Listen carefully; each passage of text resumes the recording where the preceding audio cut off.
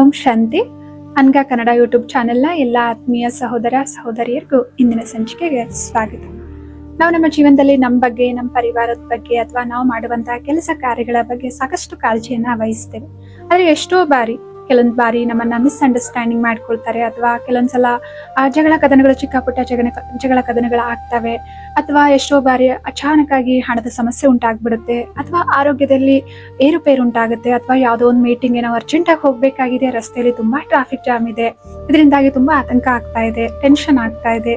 ಅಥವಾ ಎಷ್ಟೋ ಬಾರಿ ನಾವು ಎಷ್ಟೊಂದು ಪರಿಶ್ರಮ ಪಟ್ಟು ಒಂದು ಎಕ್ಸಾಮ್ಗೆ ಪ್ರಿಪೇರ್ ಆಗಿ ಎಕ್ಸಾಮ್ ಕೂಡ ಬರೆದು ಬಂದ್ವಿ, ಅದರ ರಿಸಲ್ಟ್ ನಾವು ನಿರೀಕ್ಷೆ ಮಾಡದಂತೆ ಇರ್ಲಿಲ್ಲ.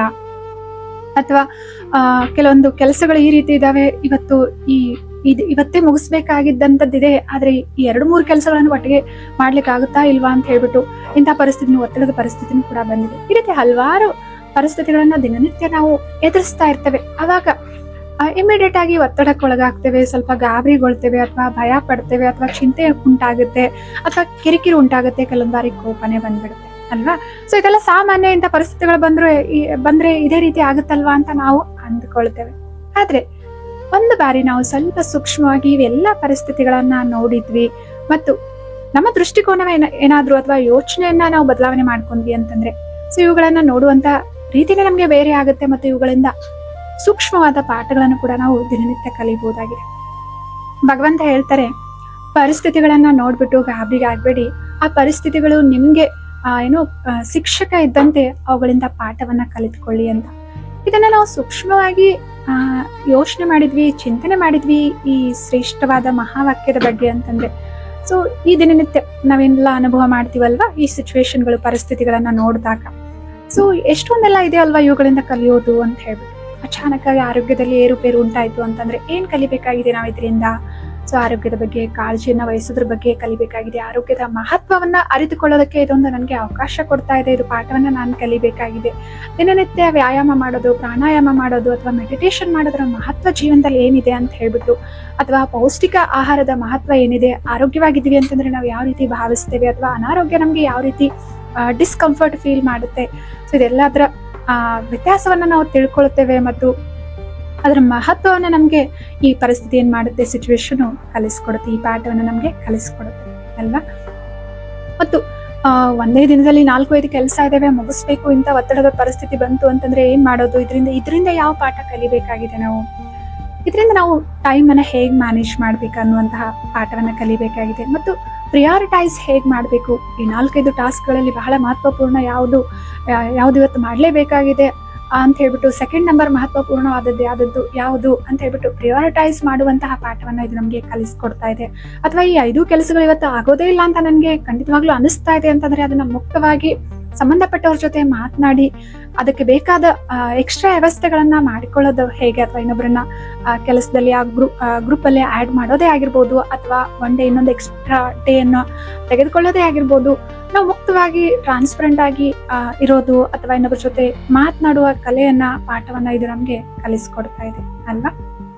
ಇಲ್ಲ ಅಂದ್ರೆ ಆ ಪರಿಸ್ಥಿತಿಯ ಪ್ರಭಾವದಲ್ಲಿ ಬಂದು ಒತ್ತಡವನ್ನ ಅನುಭವ ಮಾಡ್ತಿರ್ತೀವಿ, ಅಥವಾ ಯಾರು ನಮ್ಗೆ ಆ ಕೆಲಸಗಳನ್ನ ಒಪ್ಸಿರ್ತಾರೆ ಅವ್ರ ಬಗ್ಗೆ ಕೆಲವೊಂದು ಬಾರಿ ನೆಗೆಟಿವ್ ಆಗಿ ಯೋಚನೆ ಮಾಡ್ಲಿಕ್ಕೂ ಕೂಡ ನಾವು ಪ್ರಾರಂಭ ಮಾಡ್ತೀವಿ. ಇನ್ನೊಬ್ಬರ ಮುಂದೆನೂ ಕೂಡ ಇಷ್ಟು ಅರ್ಥ ಆಗೋದಿಲ್ವಾ, ಅದು ಹೆಂಗ್ ಮಾಡ್ಲಿಕ್ಕೆ ಸಾಧ್ಯ ಅಂತ ಹೇಳ್ಬಿಟ್ಟು ಈ ರೀತಿ ನಾವು ಮಾತನಾಡ್ಲಿಕ್ಕೂ ಕೂಡ ಪ್ರಾರಂಭ ಮಾಡ್ತೀವಿ ಅಲ್ವಾ. ಅದಕ್ಕಿಂತ ಬೆಟರ್ ಸೂಕ್ಷ್ಮವಾಗಿ ನಾವು ನೋಡಿದ್ವಿ ಆ ಪರಿಸ್ಥಿತಿಯನ್ನ, ಇದರಿಂದ ಏನ್ ಆಗಿದೆ ಅಂತ ಹೇಳ್ಬಿಟ್ಟು ಕಲಿತ್ಕೊಂಡ್ವಿ ಅಂತಂದ್ರೆ ಮುಂದೆ ಭವಿಷ್ಯದಲ್ಲಿ ಇಂಥ ಪರಿಸ್ಥಿತಿಗಳು ಬಂದಾಗ ನಾವು ಅದಕ್ಕೆ ಪ್ರಿಪೇರ್ ಆಗಿರ್ತೇವೆ, ಬಹಳ ಒಳ್ಳೆಯ ರೀತಿಯಲ್ಲಿ ಆ ಪರಿಸ್ಥಿತಿಗಳನ್ನ ನಾವು ನಿಭಾಯಿಸ್ಲಿಕ್ಕೆ ಸಾಧ್ಯ ಆಗುತ್ತೆ ಅಲ್ವಾ. ಅಚಾನಕ್ ಆಗಿ ಹಣದ ಕೊರತೆ ಉಂಟಾಯ್ತು, ಅಥವಾ ಒಂದು ಎಮರ್ಜೆನ್ಸಿ ಬಂದ್ಬಿಡ್ತು, ನನ್ನ ಹತ್ರ ಹಣನೇ ಇಲ್ಲ, ತುಂಬಾ ಕಷ್ಟ ಆಗ್ತಾ ಇದೆ ಈ ಪರಿಸ್ಥಿತಿಯನ್ನ ನಿರ್ವಹಿಸೋದಕ್ಕೆ ಅಂತಂದ್ರೆ ಇದರಿಂದ ಏನ್ ಪಾಠ ಕಲಿತುಕೊಳ್ಬೇಕಾಗಿದೆ? ನಾವೇನ್ ಸಂಪಾದನೆ ಮಾಡ್ತಾ ಇದ್ದೇವೆ, ನಮ್ಮ ದಿನನಿತ್ಯದ ಜೀವನ ಅಂತ ನಡೀತಾ ಇದೆ, ಅದ್ರಲ್ಲೇ ನಾವ್ ಹೇಗೆ ಸ್ವಲ್ಪ ಹಣವನ್ನ ಕೂಡಿಡ್ಬೋದು, ಜಮಾ ಮಾಡ್ಬೋದು ಅನ್ನುವಂತಹ ಪಾಠವನ್ನ ಇದು ನಮ್ಗೆ ಕಲಿಸ್ಕೊಡ್ತಾ ಇದೆ ಅಲ್ವಾ. ಪರಿಸ್ಥಿತಿಗಳಂತ ಅಚಾನಕ್ ಆಗಿ ಯಾವಾಗ ಏನಾದ್ರೂ ಆಗ್ಬೋದು, ನಮ್ಗೆ ಆಗ್ಬೋದು, ಅಥವಾ ನಮ್ಮ ಪರಿವಾರದಲ್ಲೇ ಇದ್ದವರಿಗೆ ಅವಶ್ಯಕತೆಯ ಬರ್ಬೋದು ಅಲ್ವಾ.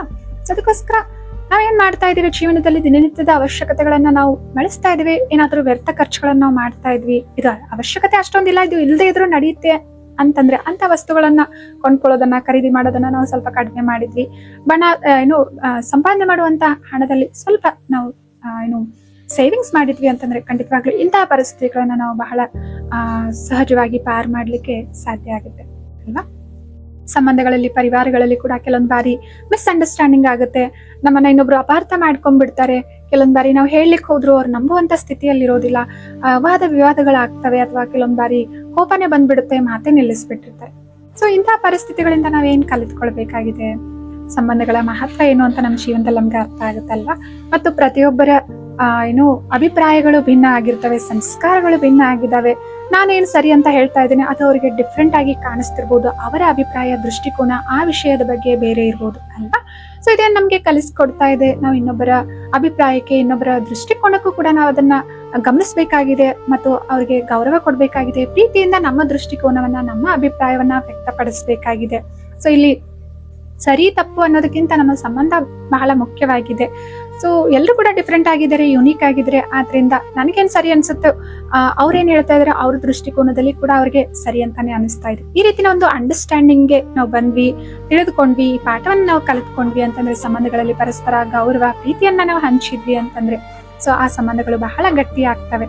ಸೊ ಅದರಿಂದ ಈ ಮಿಸ್ಅಂಡರ್ಸ್ಟ್ಯಾಂಡಿಂಗು, ವಾದ ವಿವಾದ, ಕೆಲವೊಂದು ಬಾರಿ ಜಗಳ ಆಗ್ತಾವಲ್ಲ, ಇದರಿಂದ ಏನ್ ಕಲ್ತ್ಕೊಳ್ಬೇಕಾಗಿದೆ, ಇನ್ನೊಬ್ಬರ ದೃಷ್ಟಿಕೋನವನ್ನ ಅರ್ಥ ಮಾಡ್ಕೊಳ್ಳೋದು, ಅಥವಾ ಇನ್ನೊಬ್ಬರ ಪಾಯಿಂಟ್ ಆಫ್ ವ್ಯೂ ಏನಿದೆ ಅಂತ ಹೇಳ್ಬಿಟ್ಟು ನಾವು ಆ ದೃಷ್ಟಿಕೋನದಿಂದ ನೋಡೋದಾಗ್ಲಿ, ಅಥವಾ ನಾವು ಡಿಫ್ರೆಂಟ್ ಆಗಿದೀವಿ ಅಂತ ಸ್ವೀಕಾರ ಮಾಡೋದಾಗ್ಲಿ, ಪರಸ್ಪರ ಗೌರವದಿಂದ ವಿನಮ್ರವಾಗಿ, ಗೌರವಾನ್ವಿತವಾಗಿ ನಾವು ಮಾತನಾಡೋದ್ರಿಂದ ಏನಾಗುತ್ತೆ, ಆ ಸಂಬಂಧಗಳು ಚೆನ್ನಾಗಿರ್ತವೆ ಅನ್ನುವಂತಹ ಪಾಠಗಳನ್ನ ನಾವಿಲ್ಲಿ ಕಲ್ತ್ಕೊಳ್ಬೇಕಾಗಿದೆ ಅಲ್ವಾ. ಆಫೀಸ್ಗೆ ಹೋಗ್ಬೇಕಾಗಿದೆ, ಅರ್ಜೆಂಟ್ ಮೀಟಿಂಗ್ ಇದೆ, ತುಂಬಾ ಇಂಪಾರ್ಟೆಂಟ್ ಆಗಿರುವ ಮೀಟಿಂಗ್ ಇದೆ, ಆದ್ರೆ ನೋಡಿದ್ರೆ ತುಂಬಾ ಟ್ರಾಫಿಕ್ ಜಾಮ್ ಇದೆ ರಸ್ತೆಯಲ್ಲಿ ಅಂತಂದ್ರೆ ಏನಾಗ್ಬಿಡುತ್ತೆ, ಕೆಲವೊಂದ್ಸಲ ಟೆನ್ಷನ್ ಆಗ್ಲಿಕ್ಕೆ ಶುರು ಆಗುತ್ತಲ್ಲ, ಹೇಗ್ ಮಾಡೋದು, ಲೇಟ್ ಆಗಿ ತಲುಪ್ಬಿಟ್ರೆ ಮೀಟಿಂಗ್ ಸ್ಟಾರ್ಟ್ ಆಗ್ಬಿಡುತ್ತೆ. ನಾನಿಲ್ಲ ಅಂತಂದ್ರೆ ಅಲ್ಲಿ ನಾನ್ ಕೊಡ್ಬೇಕಾಗಿರುವಂತ ಪ್ರೆಸೆಂಟೇಶನ್ ಆಗಿರ್ಬೋದು, ಇನ್ಫಾರ್ಮೇಶನ್ ಆಗಿರ್ಬೋದು, ಯಾರು ಕೊಡ್ಲಿಕ್ಕಾಗುತ್ತೆ, ಏನ್ ಅನ್ಕೊಂಡ್ಬಿಡ್ತಾರೇನೋ ಅಂತ ಹೇಳ್ಬಿಟ್ಟು ಈ ರೀತಿ ಗಾಬರಿ, ಯೋಚನೆ, ಟೆನ್ಷನ್ ಆಗ್ತಿರುತ್ತೆ. ಸೊ ಅವಾಗ ಬೈಕೊಳಿಕ್ ಶುರು ಮಾಡ್ತೀವಿ, ಯಾಕೆ ಇವ್ರದ್ದು ಸಿಗ್ನಲ್ ಬೀಳ್ತಾ ಇಲ್ಲ, ಯಾಕೆ ಇವ್ರು ಹೋಗ್ತಾ ಇಲ್ಲ, ಇವ್ರಿಗೆ ಅಷ್ಟು ಗೊತ್ತಾಗ್ತಿಲ್ವಾ ಅಂತ ಯಾರಾದ್ರೂ ಅಲ್ಲಿ ಬೇರೆ ಇದರಿಂದ ಬಂದ್ ನಿಂತಿದ್ರು ಅಂತಂದ್ರೆ ಈ ರೀತಿ ಟೆನ್ಷನ್ ಒಳಗಾಗ್ತಿವಲ್ವಾ. ಅದ್ರ ಬದಲಾಗಿ ನಾವ್ ಇಲ್ಲ ಏನ್ ಕಲ್ತ್ಕೊಳ್ಬೇಕಾಗಿದೆ, ಇಂಥ ಘಟನೆಗಳಂತೂ ಘಟಿಸ್ತಾನೆ ಇರ್ತವೆ ದಿನನಿತ್ಯದ ಜೀವನದಲ್ಲಿ. ಸೊ ಇಂಥ ಪರಿಸ್ಥಿತಿಗಳು ಎದುರಾದಾಗ ನಾವು ಅದರ ಬದಲಾಗಿ ಏನ್ ಮಾಡ್ಬೇಕಾಗಿದೆ, ಕೆಲವೊಂದ್ ಬಾರಿ ಇವೆಲ್ಲ ನಮ್ಮ ನಿಯಂತ್ರಣದಲ್ಲಿ ಇರೋದಿಲ್ಲ ಅಲ್ವಾ, ಅಚಾನಕ್ ಆಗಿರುವಂತದ್ದು. ಸೊ ಮೊದಲನೇದಾಗಿ ಸ್ವೀಕಾರ ಮಾಡ್ಬೇಕಾಗಿದೆ, ಹೌದು ಇವತ್ತು ಟ್ರಾಫಿಕ್ ಜಾಮ್ ಇದೆ, ಹೌದು ನಾನು ಹೋಗಿ ತಲುಪೋದು ಲೇಟ್ ಆಗುತ್ತೆ, ಮೀಟಿಂಗ್ ಅಂತೂ ಲೇಟ್ ಆಗುತ್ತೆ. ಸೊ ಇದನ್ನ ಮೊದಲು ನಾನು ಸ್ವೀಕಾರ ಮಾಡೋದನ್ನ ಕಲಿತ್ಕೊಂಡೆ ಅಂತಂದ್ರೆ, ಎರಡನೇದಾಗಿ ನಾನು ಇವಾಗ ಏನ್ ಮಾಡ್ಬೇಕು, ನಾನು ಯಾರಿಗಾದ್ರೂ ಕರೆ ಮಾಡಿ ಆದ್ರೂ ಇನ್ಫಾರ್ಮ್ ಮಾಡ್ಬೋದು, ಹೇಳ್ಬೋದು, ಸ್ವಲ್ಪ ಟ್ರಾಫಿಕ್ ಜಾಮ್ ಆಗ್ಬಿಟ್ಟಿದೆ, ಬರೋದು ಲೇಟ್ ಆಗುತ್ತೆ, ಸೊ ಮೀಟಿಂಗ್ ಸ್ಟಾರ್ಟ್ ಆದ್ರೆ ನನ್ನ ಪರವಾಗಿ ಇಂಥ ಅಪ್ಡೇಟ್ ಅನ್ನ ಕೊಡಿ ಅಂತ ನಮ್ಮ ಕಲೀಗ್ಗಳಿಗಾದ್ರೂ ಅಥವಾ ಮ್ಯಾನೇಜರ್ಗೆ ಆಗಿರ್ಬೋದು, ಅಥವಾ ಸಂಬಂಧಪಟ್ಟವ್ರಿಗೆ ನಮ್ಗೆ ಆಕ್ಸೆಸ್ ಇದೆ, ಇಮೇಲ್ ಮಾಡ್ಬೋದು ಅಂತಂದ್ರೆ ಆ ಸಮಯದಲ್ಲಿ ನಾವಲ್ಲಿ ಕಾಯ್ತಾ ಇದ್ವಲ್ವ, ಆ ಸಮಯದಲ್ಲಿ ನಾವು ಇಮೇಲ್ ಆದ್ರೂ, ಮೆಸೇಜ್ ಆದ್ರೂ, ಕಾಲ್ ಆದ್ರೂ ಮಾಡಿ ಅಪ್ಡೇಟ್ ಮಾಡೋದು ಅಂತಂದ್ರೆ ಸಮಯ ಪ್ರಜ್ಞೆ, ಯಾವ ಸಮಯದಲ್ಲಿ ಯಾವ ರೀತಿ ಯಾವ ಆಕ್ಷನ್ ಅನ್ನ ತೆಗೆದುಕೊಳ್ಬೇಕು ಅಂತ ಹೇಳ್ಬಿಟ್ಟು ಈ ಪಾಠವನ್ನ ನಾವು ಕಲಿಬೇಕಾಗಿದೆ. ಇಲ್ಲ ಅಂದ್ರೆ ದೂರ್ತಾನೆ, ಬೇಸರ ಪಡ್ತಾನೆ, ಕಿರಿಕಿರಿಗೊಳ್ತಾನೆ ಇದ್ವಿ ಅಂತಂದ್ರೆ ಇದರಿಂದ ಯಾರಿಗೇನು ಪ್ರಯೋಜನ ಇಲ್ಲ, ಯಾಕಂದ್ರೆ ನಮ್ಮ ನಿಯಂತ್ರಣ ಬಾಹ್ಯವಾಗಿ ಇರೋದಿಲ್ಲ ಅಲ್ವಾ. ಸೊ ಅದರಿಂದ ಇಂತಹ ಪರಿಸ್ಥಿತಿಗಳಿಂದ ಸ್ವೀಕಾರ ಮಾಡುವಂತಹ ಪಾಠವನ್ನ ನಾವು ಕಲಿಬೇಕಾಗಿದೆ. ಸಮಯ ಪ್ರಜ್ಞೆ, ಯಾವ್ದು ಇಂಪಾರ್ಟೆಂಟ್, ಇವಾಗ ನನ್ನ ಗಮನವನ್ನ ನಾನು ಯಾವ್ದ್ರ ಮೇಲೆ ಹರಿಸ್ಬೇಕಾಗಿದೆ, ಯಾವ್ದು ಮುಖ್ಯ ಅಂತ ಹೇಳ್ಬಿಟ್ಟು ಇಂಥ ನಿರ್ಣಯ ಮಾಡುವಂತಹ ಪಾಠವನ್ನ ನಾವು ಇಂತಹ ಪರಿಸ್ಥಿತಿಗಳಿಂದ ಕಲಿಬಹುದಾಗಿದೆ ಅಲ್ವಾ. ಎಕ್ಸಾಮ್ಸ್ ಅಲ್ಲಿ ನಾವು ಚೆನ್ನಾಗಿ ಎಫರ್ಟ್ ಹಾಕಿದ್ವಿ, ಎಷ್ಟೋ ದಿನದಿಂದ ಎಕ್ಸಾಮ್ ಕೂಡ ಬರದ್ವಿ, ರಿಸಲ್ಟ್ ಇಷ್ಟು ಬರುತ್ತೆ ಅನ್ಕೊಂಡಿದ್ದೆ, ಆದ್ರೆ ನಾನ್ ಅಂದ್ಕೊಂಡಂತೆ ಆಗ್ಲಿಲ್ಲ. ಕೆಲವೊಂದು ವಿಷಯದಲ್ಲಿ ಫೇಲ್ ಆದ್ರೂ ಆಗಿರ್ಬೋದು, ಅಥವಾ ಕಡಿಮೆ ಮಾರ್ಕ್ಸ್ ಆದ್ರೂ ನಂಗೆ ಬಂದಿರ್ಬೋದು. ಆದ್ರೆ ಖಂಡಿತವಾಗ್ಲೂ ನಾವಿಲ್ಲೇನು ಪಾಠವನ್ನ ಆಗಿದೆ ಇದರಿಂದ. ಸೊ ಈ ಫೇಲ್ಯೂರ್ ಅನ್ನೋದು, ಅಥವಾ ನನ್ನ ಏನ್ ನಿರೀಕ್ಷೆ ಮಾಡಿದ್ದೆ ಅದು ತಲುಪದೇ ಇದ್ದಾಗ ಆ ಪರಿಸ್ಥಿತಿಯನ್ನ ನಾನು ಹೇಗೆ ಸ್ವೀಕಾರ ಮಾಡಬೇಕು, ಮತ್ತು ಇದು ಇನ್ನೊಮ್ಮೆ ನಾನು ಉತ್ತಮವಾಗಿ ಪರ್ಫಾರ್ಮ್ ಮಾಡೋದಕ್ಕೋಸ್ಕರ, ಅಥವಾ ಇನ್ನೊಂದು ಬಾರಿ ನಾನು ಉತ್ತಮವಾಗಿ ಎಕ್ಸಾಮ್ ಅನ್ನ ಕೊಡೋದಕ್ಕೋಸ್ಕರ ಒಂದು ಅವಕಾಶ ಸಿಕ್ಕಿದೆ ಅಂತ ನಾವು ಕಲ್ತ್ಕೊಳ್ಬೇಕಾಗಿದೆ. ಯಾಕಂದ್ರೆ ಆಗ್ತಿರ್ತಾವಲ್ಲ, ಎಷ್ಟೋ ಬಾರಿ ಎಫರ್ಟ್ ಹಾಕ್ತಲೂ ಕೂಡ ನಾವ್ ಅಂದ್ಕೊಂಡಂತೆ ಆ ಪ್ರಶ್ನೆಗಳು ಬಂದಿರೋದಿಲ್ಲ, ಸ್ವಲ್ಪ ಪ್ರಶ್ನೆಗಳು ಭಿನ್ನ ಆಗಿರ್ತವೆ, ನಮ್ಗೆ ಗೊಂದಲ ಆಗಿರುತ್ತೆ, ಅಥವಾ ನಾವು ಓದಿರುವಂತದ್ದು ಎಕ್ಸಾಮ್ಸ್ ಅಲ್ಲಿ ಬಂದಿರೋದಿಲ್ಲ. ಸೊ ಏನೇ ರೀಸನ್ ಇದ್ರೂ ಕೂಡ ನಾವು ಮೊದಲು ನಮ್ಮ ಫಲಿತಾಂಶವನ್ನ ಆಕ್ಸೆಪ್ಟ್ ಮಾಡ್ಬೇಕಾಗಿದೆ. ಎರಡನೇದಾಗಿ ನಾನು ಇನ್ನೊಂದು ಅವಕಾಶ ನನಗೆ ಖಂಡಿತವಾಗ್ಲೂ ಇದೆ, ಇದು ಅಂತ್ಯ ಅಲ್ಲ ಅನ್ನೋದನ್ನ ನಾವಿಲ್ಲಿ ಕಲಿತುಕೊಳ್ಬೇಕಾಗಿದೆ. ಮತ್ತು ಎಲ್ಲಿ ಯಾವ ವಿಷಯದಲ್ಲಿ ನಾನು ಒಂದ್ ವೇಳೆ ಫೇಲ್ ಆಗಿದೆ ಅಥವಾ ಕಡಿಮೆ ಮಾರ್ಕ್ಸ್ ಬಂದಿದ್ದಾವೆ ಅಂತಂದ್ರೆ ಆ ವಿಷಯದ ಬಗ್ಗೆ ನಾನು ಸ್ವಲ್ಪ ಜಾಸ್ತಿ ಟೈಮ್ ಕೊಟ್ಟು ಎಫರ್ಟ್ ಹಾಕಿ ಅದನ್ನ ಅರ್ಥ ಮಾಡ್ಕೊಳ್ಳುವಂತಹ ಪ್ರಯತ್ನವನ್ನ ನಾನು ಇಲ್ಲಿ ಮಾಡ್ಬೇಕಾಗಿದೆ ಅನ್ನುವಂತಹ ಪಾಠವನ್ನ ಕಲಿಬೇಕಾಗಿದೆ. ಮತ್ತು ಎಲ್ಲಾದ್ರೂ ಏನಾದ್ರೂ ನನ್ನಿಂದ ಮಿಸ್ಟೇಕ್ ಆಯ್ತಾ, ಅಥವಾ ಸರಿಯಾಗಿ ನಾನು ಟೈಮ್ ಮ್ಯಾನೇಜ್ಮೆಂಟ್ ಮಾಡ್ಲಿಲ್ವಾ, ಅಥವಾ ನನಗೇನಾದ್ರೂ ಮೊಬೈಲು ಅದು ಇದು ತುಂಬಾ ಡಿಸ್ಟ್ರಾಕ್ಟ್ ಮಾಡಿ ನಾನು ಟೈಮ್ ವೇಸ್ಟ್ ಮಾಡ್ತಾ ಇದ್ನಾ, ಅಥವಾ ಯಾವ ಪ್ರಶ್ನೆ ನನಗೆ ಗೊಂದಲ ಆಯ್ತು ಅಂತ ಸ್ವಲ್ಪ ಸೆಲ್ಫ್ ಅನಲೈಸಿಸ್ ಮಾಡ್ಕೊಂಡ್ವಿ ಅಂತಂದ್ರೆ, ಸೊ ಇದರಿಂದನೇ ಈ ಫೇಲ್ಯೂರ್ ಇಂದನೂ ಕೂಡ ನಾವು ಎಷ್ಟೊಂದು ಪಾಠವನ್ನ ಕಲಿಬಹುದಾಗಿದೆ ಅಲ್ವಾ. ಸೊ ಆದ್ರಿಂದ ಜೀವನದಲ್ಲಿ ಹಲವಾರು ದಿನನಿತ್ಯ ಘಟನೆಗಳು ಭಿನ್ನ ಭಿನ್ನ ಆಗಿರುವಂತದ್ದು ನಮ್ಮೆಲ್ಲರಿಗೂ ಕೂಡ ಬರ್ತವೆ. ಸೊ ಒಂದ್ ನಿಮಿಷ ನಾವು ಪಾಸ್ ಕೊಟ್ಬಿಟ್ಟು, ಯಾಕಂದ್ರೆ ಪ್ರತಿಯೊಂದು ಪರಿಸ್ಥಿತಿ ಸವಾಲು ನಮ್ಮಲ್ಲಿರುವಂತಹ ಒಂದು ಗುಣ ಮತ್ತು ಶಕ್ತಿಯನ್ನ ಆಕ್ಟಿವೇಟ್ ಮಾಡೋದಕ್ಕೋಸ್ಕರನೇ ಬರ್ತವೆ. ಕೆಲವೊಂದು ಪರಿಸ್ಥಿತಿಗಳು ನಮ್ಮಲ್ಲಿ ತಾಳ್ಮೆಯ ಗುಣವನ್ನ ತರ್ತವೆ, ಸಹನ ಶಕ್ತಿಯನ್ನ ನಮ್ಮಲ್ಲಿ ತುಂಬುತ್ತವೆ. ಕೆಲವೊಂದು ಪರಿಸ್ಥಿತಿಗಳು ಎದುರಿಸುವ ಶಕ್ತಿಯನ್ನ ನಮ್ಮಲ್ಲಿ ಜಾಗೃತ ಮಾಡ್ತವೆ. ಕೆಲವೊಂದು ಪರಿಸ್ಥಿತಿಗಳು ಒಗ್ಗಟ್ಟಿನಲ್ಲಿ ಬಲ ಇದೆ, ಒಬ್ರು ಇನ್ನೊಬ್ಬರಿಗೆ ಸಹಯೋಗ ಮಾಡೋದ್ರ ಮಹತ್ವವನ್ನ ತಿಳಿಸ್ಕೊಡೋದಕ್ಕೋಸ್ಕರ ಬರ್ತವೆ. ಕೆಲವೊಂದು ಪರಿಸ್ಥಿತಿಗಳು ನಮ್ಮ ಮನಸ್ಸಿನ ಮೇಲೆ ಎಷ್ಟು ನಿಯಂತ್ರಣ ಇರಬೇಕು, ನಮ್ಗೆ ಎಷ್ಟು ಮಹತ್ವಪೂರ್ಣ ಆಗಿದೆ ಮನಸ್ಸಿನ ಮೇಲೆ ನಿಯಂತ್ರಣವನ್ನ ಸಾಧಿಸೋದು ಅನ್ನೋದನ್ನ ನಮ್ಗೆ ಅರಿವು ಮೂಡಿಸೋದಕ್ಕಾಗಿ ಬರ್ತವೆ. ಕೆಲವೊಂದು ಪರಿಸ್ಥಿತಿಗಳು ನಮ್ಮ ಹತ್ರ ಇರೋದ್ರಲ್ಲಿ ನಾವು ಹೇಗೆ ಖುಷಿಯಾಗಿರ್ಬೇಕು, ಸಂತುಷ್ಟವಾಗಿರೋಬೇಕು ಅಂತ ಹೇಳ್ಬಿಟ್ಟು ಕಲಿಸ್ಕೊಡೋದಕ್ಕಾಗಿ ಬರ್ತವೆ. ನಮ್ಮಲ್ಲಿ ಸಾಕಷ್ಟು ನಾವು ಪಡೆದಿದ್ದೇವೆ ಅನ್ನೋದನ್ನ ಅರಿವು ಮೂಡಿಸೋದಕ್ಕಾಗಿ ಬರ್ತವೆ ಅಲ್ವಾ. ಸೊ ಆದ್ರಿಂದ ಆ ಪಾಠವನ್ನ ನಾವು ಕಲ್ತ್ಕೊಂಡ್ಬಿಟ್ವಿ ಅಂತಂದ್ರೆ ಏನಾಗುತ್ತೆ, ಆಗಿರೋದನ್ನ ನಾವು ಒಪ್ಕೊಂಡ್ಬಿಡ್ತೇವೆ. ಆಗ್ಲೂ ನಮ್ಗೆ ಹಗುರು ಮನಸ್ಸಿನ ಭಾರ ಎಲ್ಲ ಇಳಿದು ಹೋಗುತ್ತೆ, ಭಯ ಎಲ್ಲ ದೂರ ಆಗುತ್ತೆ. ಮತ್ತು ಅಂತಹ ಪರಿಸ್ಥಿತಿಗಳು ಭವಿಷ್ಯದಲ್ಲಿ ಬಂದ್ರು ಕೂಡ ನಾವು ಬಹಳ ಸಕಾರಾತ್ಮಕವಾಗಿ ಅವುಗಳನ್ನ ಎದುರಿಸ್ಲಿಕ್ಕೆ ಸಾಧ್ಯ ಆಗುತ್ತೆ, ಮತ್ತು ಅವುಗಳಿಗೋಸ್ಕರ ನಾವು ಪ್ರಿಪೇರ್ ಮಾಡ್ಕೊಂಡಿರ್ತೀವಲ್ವಾ ನಮ್ಮನ್ನ ನಾವು.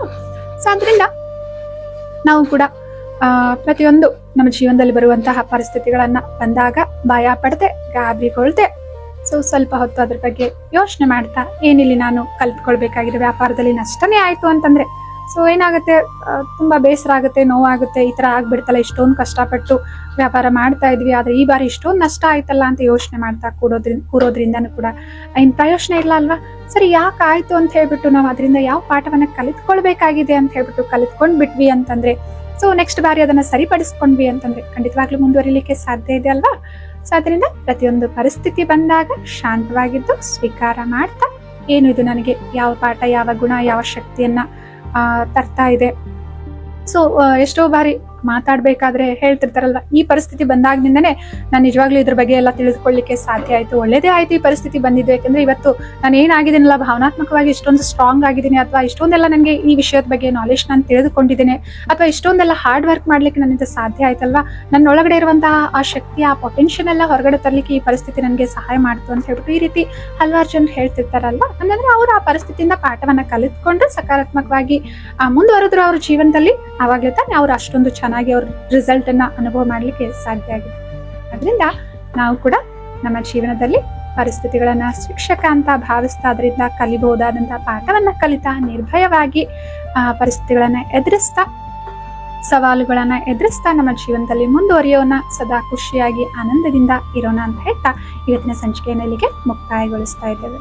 ಆತ್ಮೀಯ ಸಹೋದರ ಸಹೋದರಿಯರೇ, ಈ ವಿಷಯ ನಿಮ್ಗೆ ಇಷ್ಟ ಆದ್ರೆ ನಿಮ್ಮ ಮಿತ್ರ ಸಂಬಂಧಿಗಳೊಂದಿಗೂ ಕೂಡ ನೀವು ಹಂಚಿಕೊಳ್ಬಹುದಾಗಿದೆ. ಮತ್ತು ನೀವು ಯಾವ ಪರಿಸ್ಥಿತಿಯನ್ನ ಯಾವ ರೀತಿ ಫೇಸ್ ಮಾಡಿದ್ರಿ, ಅದರಿಂದ ನೀವು ಯಾವ ಪಾಠವನ್ನ ಕಲಿತ್ಕೊಂಡ್ರಿ ಅಂತ ಹೇಳ್ಬಿಟ್ಟು ಕಾಮೆಂಟ್ಗಳ ಮೂಲಕ ನೀವು ನಮ್ಗೆ ತಿಳಿಸಬಹುದಾಗಿದೆ. ಇದರಿಂದ ಎಷ್ಟೋ ಜನರು ಓದೋರ್ಗೂ ಕೂಡ ಓಕೆ, ಇಂಥ ಪರಿಸ್ಥಿತಿ ಬಂದ್ರೆ ಈ ರೀತಿ ಪಾಠಗಳನ್ನ ನಾವು ಕಲ್ತ್ಕೊಳ್ಬೇಕು ಅನ್ನೋಂಥ ಪ್ರೇರಣೆ ಕೂಡ ಸಿಗುತ್ತೆ. ಇಂತಹ ವಿಷಯಗಳ ಬಗ್ಗೆ ಸಂಚಿಕೆಗಳನ್ನ ನೀವು ಕೇಳೋದಕ್ಕೆ ಇಷ್ಟಪಡ್ತೀರಾ ಅಂತಂದ್ರೆ ಅನಘಾ ಕನ್ನಡ ಯೂಟ್ಯೂಬ್ ಚಾನಲ್ ಅನ್ನ ಸಬ್ಸ್ಕ್ರೈಬ್ ಮಾಡಿ, ಬೆಲ್ ಐಕಾನ್ ಅನ್ನ ಆನ್ ಮಾಡಿಟ್ರೆ ನಿಮ್ಗೆ ನೋಟಿಫಿಕೇಶನ್ಗಳು ಬರ್ತವೆ, ನೀವು ಕೇಳಬಹುದಾಗಿದೆ. ಮುಂದಿನ ಸಂಚಿಕೆಯಲ್ಲಿ ಮತ್ತೊಂದು ಸುಂದರವಾದ ವಿಷಯಗಳೊಂದಿಗೆ ನಾವೆಲ್ಲರೂ ಕೂಡ ಭೇಟಿಯಾಗೋಣ. ಅಲ್ಲಿವರೆಗೂ ತಮ್ಮೆಲ್ಲರಿಗೂ ಕೂಡ ನಮಸ್ತೆ, ಓಂ ಶಾಂತಿ.